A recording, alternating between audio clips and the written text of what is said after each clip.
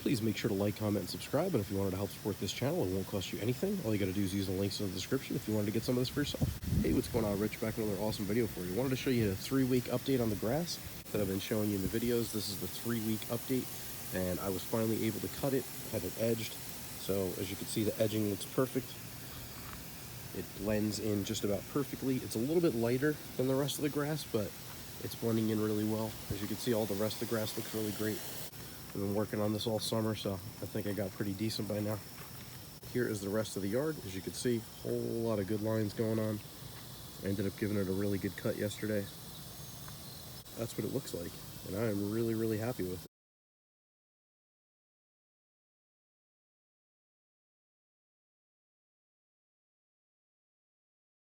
I actually replaced all the grass on the 31st of July, and it is now August 23rd, so this is the 3-week update, and this is how good it came out in 3 weeks.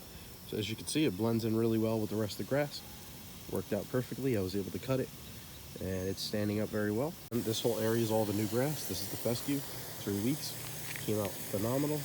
Very, very happy with it, and I would do this over and over again. I wish I could do the whole yard like this, but it was a lot of work. It was a huge job. So I hope you checked out all the other videos to see what it looked like a couple weeks ago. It was just barren, it was just nothing but dirt. So now we got a yard again. Thank you so much for taking the time to watch this video. I really hope it helped you out.